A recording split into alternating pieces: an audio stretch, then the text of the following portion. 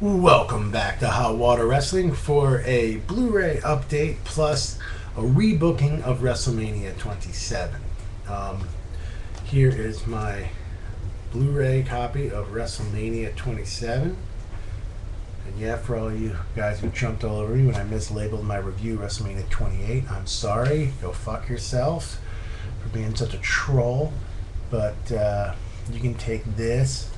See how it's all nice and shiny, right? You know, you can take it and you can stick it straight up your candy ass, you fucking trolls. Anyways, that's how I treat trolls, with bad language. This is a rated R show here. No holds barred. I stopped caring. Here you go. There's the discs. There's the back. They look good in your candy ass, trolls. Anyways, let's review WrestleMania. Quick overview. Actually, I've already reviewed the event, but it was a fun event. But it definitely was not as strong as the past three WrestleManias. Why the past three? Why not the past five? Well, this is the fourth one to come out on Blu-ray, so I figured, what the heck, I'll start there. WrestleMania 24. WrestleMania 25 and WrestleMania 26 were all more solid WrestleMania events than this one, and it's kind of a shame. It was not the most electrifying WrestleMania as The Rock had promised, the greatest WrestleMania of all time. Far, far from it. Even though everyone who watches my channel know I adore The Rock. But no, but it's not a bad event. I mean, it's worth watching. At least the key matches are worth watching here. Undertaker and Triple H, of course, the best match on the card. And the best match on the WrestleMania card, frankly, since WrestleMania 24, 5, 6, and 7. His match versus Edge at 24 was amazing. And you could easily say that was the best match on that card. Then we have Orton versus Punk. Good match. Rey Mysterio versus Cody Rhodes, another good match. And Edge versus Alberto Del Rio, another good match. The only one that wasn't so good out of the key matches was Miz versus Cena. It just felt a little off, a little rushed, a little kind of mid-cardy, weird. It was used more as a setup set up next year's WrestleMania between The Rock and John Cena, which was a little unfair.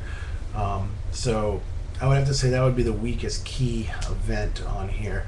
I'm going to do a fantasy rebooking of the WrestleMania card, trying to stay as close to reality as possible, not going all over the map.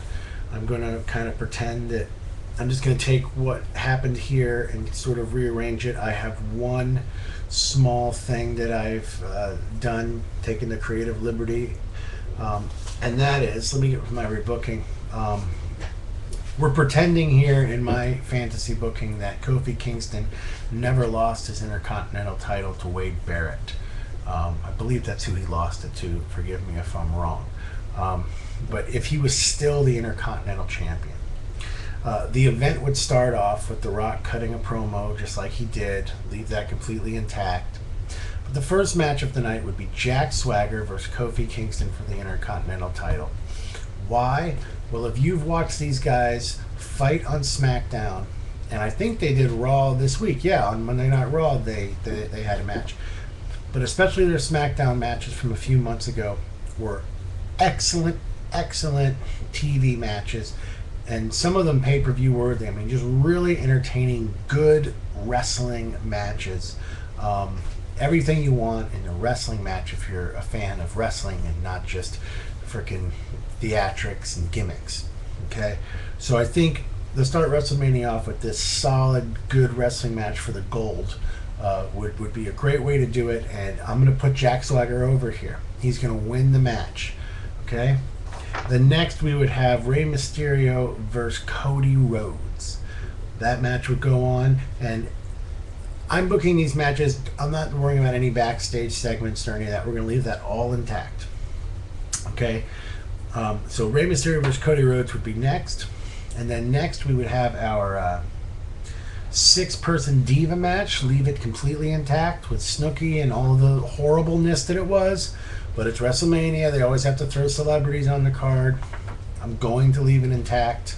I'm kind of just using what they've given me here with just the one little addition of putting Swagger versus Kingston for that title. That's the only real thing I've switched. It's not a reality here. So we have Swagger versus Kingston, then Rey Mysterio versus Cody Rhodes. Solid match. Go down just the way it did.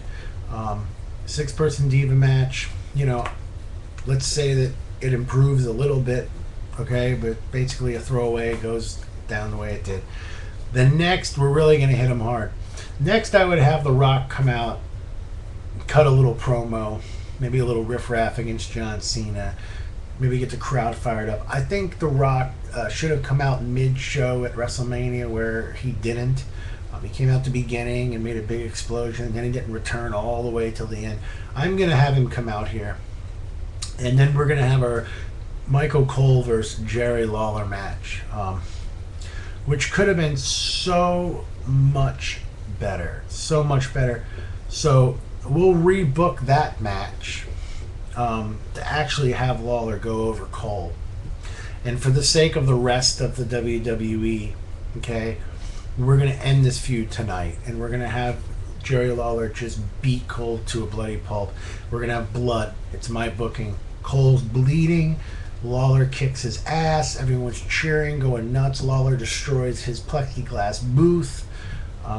Jack Swagger comes out and tries to interfere, but he's taken out by someone. Maybe Kofi Kingston comes back and helps out Jerry Lawler in this situation.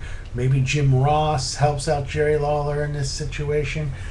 I always thought Stone Cold should have gotten involved a little bit in this feud a few times when Jim Ross on Raw, I guess this is kind of after WrestleMania, but when Ross got into it with Cole, I always thought Stone Cold, because they're doing Tough Enough, would be cool to come through and just jack everybody up. But so we're going to make this match more exciting with some run-ins, some blood, some real good beatings, not this chase run around the Mosey case that it was. So this is going to be a much more exciting bloody match.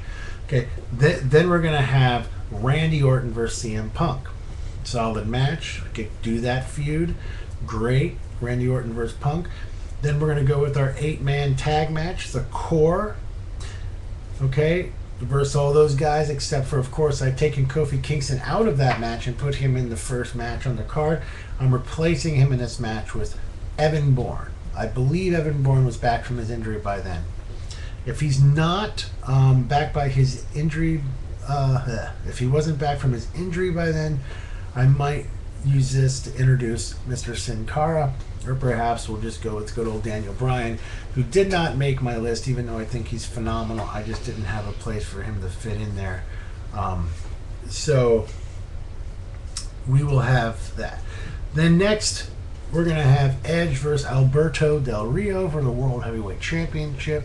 Goes down just like it was. Edge breaks the car, beats Alberto Del Rio, just like it was. Then we are going to do Triple H versus The Undertaker.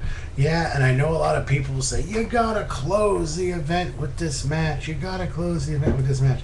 No, I understand. The only reason I'm not closing the event with this match is because The Rock.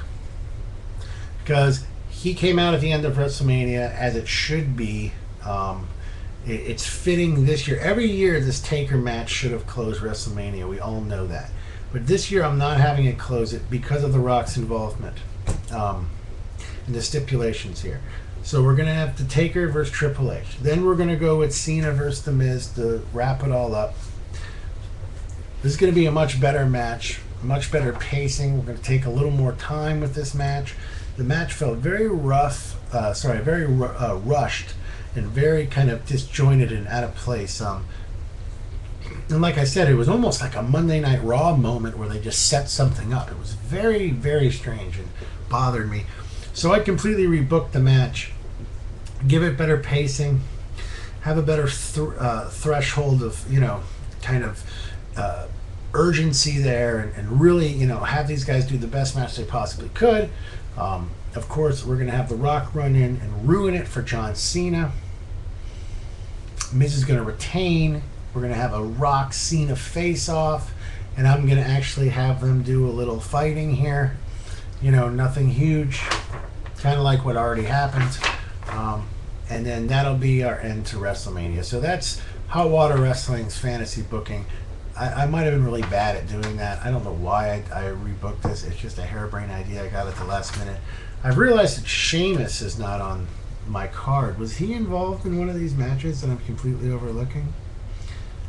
I don't see Sheamus here. Was Sheamus not on the card? Huh. Well, maybe we'll do a United States Championship match between Sheamus and Daniel Bryan. We should probably squeeze in there somewhere. We got as much time as we need, right? I don't see him on here.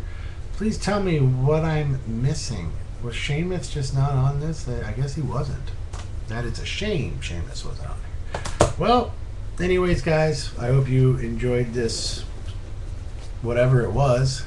And I'll see you next time on Hot Water Wrestling.